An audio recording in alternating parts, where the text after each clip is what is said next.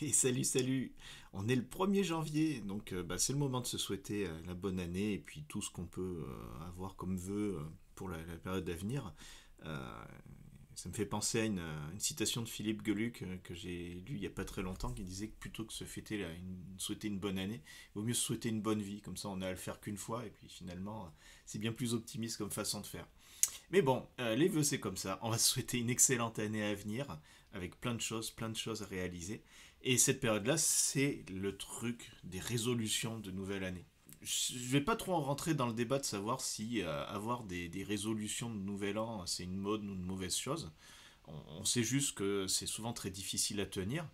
Et je pense que c'est souvent difficile à tenir parce qu'on cherche à avoir un truc de manière trop radicale, style j'arrête de fumer, alors que on va très vite oublier ça, ou il y a plein d'autres choses, la vie en fait, qui va prendre le dessus, et ces bonnes résolutions vont se retrouver enterrées, et on va abandonner le truc de manière aussi radicale que la mesure en elle-même était radicale.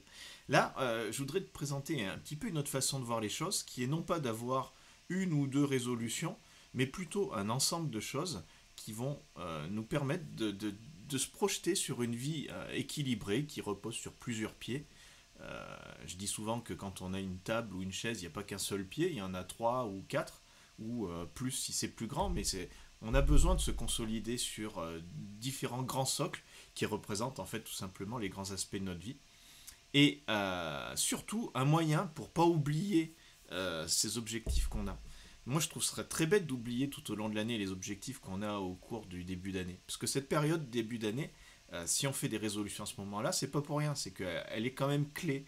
C'est pile le moment où on arrive à prendre un peu de repos, à prendre du recul sur les choses, où on se retrouve avec ceux qui nous sont proches et où notre cervelle peut refroidir un petit peu. Et paradoxalement, moi, je sais que c'est très souvent à cette période-là que j'ai les germes des meilleures idées à venir qui surgissent à ce moment-là. Précisément parce que cette prise de recul un petit peu rituelle nous permet de voir les choses de manière bien plus lucide que quand on est la tête dans le guidon. Alors voilà comment on va essayer cette fois-ci de pouvoir visualiser tout au long de l'année ces résolutions du nouvel an. Et pour ça, on va utiliser un outil qui est absolument génial, et ça sera l'occasion pour moi de te le présenter si tu ne connais pas encore, qui est la notion de mind map. Allez, on bascule sur l'écran. Alors ça, c'est un mind map. Ça n'a pas grand chose à voir là, celui que je te montre avec l'aspect résolution de nouvelle année. En fait, c'était tout simplement pour montrer à quoi ça ressemble. Ça, c'est typique des notes que je prends, que j'ai pu prendre pour une vidéo que j'ai pu faire précédemment. Et ainsi, ça permet d'avoir de manière hiérarchisée et pas linéaire tout un tas d'idées, ce qui peut permettre déjà d'avoir une prise de notes qui se fait de manière non linéaire. Et puis à la relecture, moi je trouve ça très agréable puisque ça permet de pouvoir rebondir puis revenir. On est beaucoup moins paumé que lorsqu'on a quelque chose qui est un simple plan où les items s'alignent les uns derrière les autres. J'utilise pour ça une appli qui s'appelle MindNode. Alors voilà, ça c'est ce qu'on appelle une carte heuristique ou un mind map. Et on va en faire quelque chose qui va nous servir pour cette nouvelle année. En fait, ça consiste à avoir une carte dans laquelle on va avoir en thème central l'année. Et par la suite, on va pouvoir créer différentes branches qui vont correspondre en fait à ce qu'on pourrait appeler une vie un petit peu équilibrée. On conseille de ne pas faire trop de bonnes résolutions, sinon on ne les tient pas. Mais là, en fait, plutôt que des résolutions style j'arrête de fumer et puis on craque au bout de 15 jours, on va plutôt se donner des grands axes de vie et utiliser un outil qui est particulièrement puissant, qui est celui de la visualisation. Le fait de pouvoir chaque jour visualiser ce que l'on souhaite accomplir pour l'année à venir. Alors, créer un mind map ou une carte heuristique, c'est tout simple. On a une racine et ensuite, en cliquant sur le bouton plus, on peut arriver à créer les différentes branches que l'on va vouloir mettre en place. Alors, il y a différentes branches qui sont définies un peu dans cet exercice. Je vais t'en créer quelques-unes comme ça là pour te montrer un peu à quoi ça correspond. Et chacune de ces branches, en fait, vont être liées aux résolutions qu'on se donne pour la nouvelle année. Alors, ces thématiques, elles ne sont pas choisies au hasard. En fait, le but est d'arriver à avoir quelque chose qui soit représentatif de l'ensemble de ta vie pour avoir quelque chose qui soit plutôt équilibré. Alors, comme tu peux le voir, là pour l'instant, je fais quelque chose qui est un petit peu linéaire. Et puis après, ce qu'on peut s'amuser à faire, c'est voilà, les répartir pour avoir quelque chose qui correspond un petit peu.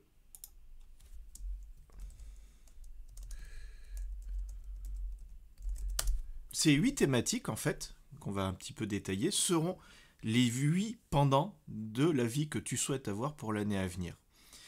On va causer de choses qui sont de l'ordre relativement professionnel. Qu'est-ce que l'on souhaite pour sa carrière professionnelle? Qu'est-ce que l'on souhaite en termes d'accomplissement financier? On prend en compte de manière, le but n'est pas d'être dans l'ultra-capitalisme, mais tout simplement de prendre en compte ça, puisque l'argent est un carburant bigrement important pour réaliser nos projets. La famille et les amis, ça j'ai pas besoin d'argumenter l'intérêt que ça peut avoir. Pareil pour la santé, dans sa vie sentimentale, dans les hobbies que l'on souhaite avoir. Quel fun on veut avoir dans la vie, sinon ça ne sert pas à grand chose.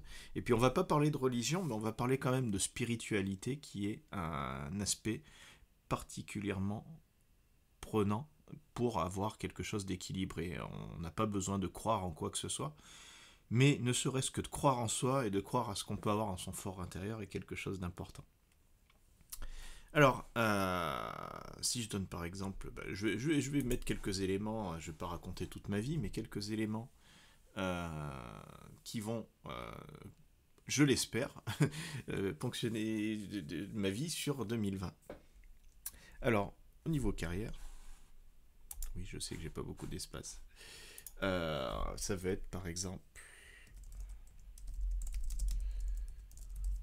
travailler à l'étranger.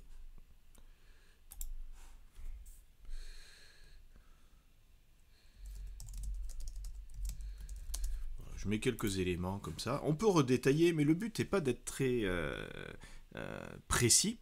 Le but est d'avoir quelque chose en fait qui va représenter dans ces 8 thématiques quelque chose de tenable et quelque chose que l'on va en fait imprimer pour pouvoir le visualiser tous les jours. Spiritualité.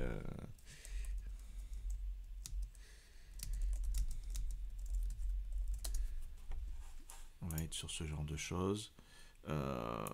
Hobby.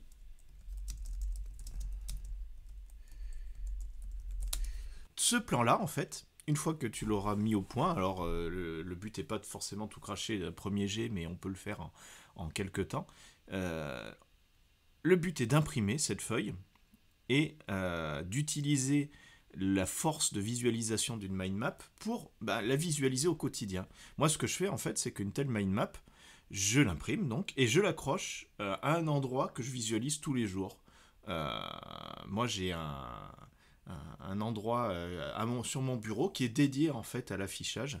Je te ferai une petite incruste d'écran pour voir où je vais incruster ça. Pour l'anecdote, en fait, c'est un vieil iMac G4, c'est les iMac tournesol, qui me sert pas vraiment de manière technique, mais simplement pour accrocher des choses que je vais visualiser sur mon bureau. Tous les jours, ce truc-là va être sous tes yeux. Le but n'est pas forcément d'avoir quelque chose qu'on va relire jusqu'à se rendre malade, mais que ça fasse partie du paysage, au même titre que le soleil, les étoiles ou tes enfants que tu vois le matin. Tout le principe de cet effet de visualisation, ça va être de petit à petit faire en sorte que ce que tu montres ainsi devienne une évidence dans ta vie. Et figure-toi que ça fonctionne même fichtrement bien. Voilà, donc ça tu peux le faire avec n'importe quel outil de mind mapping, où on peut pour ceux qui préfèrent le côté très tactile, on peut le dessiner sur une feuille de papier assez facilement. Moi, comme je t'ai dit, j'utilise MindNote qui est plutôt bien foutu pour ça. Tu l'imprimes, tu le mets à un endroit où tu peux le visualiser et tu le regardes tous les jours, ou du moins il est dans ton regard tous les jours et il va se passer des choses. Allez, je te souhaite une excellente année. Salut!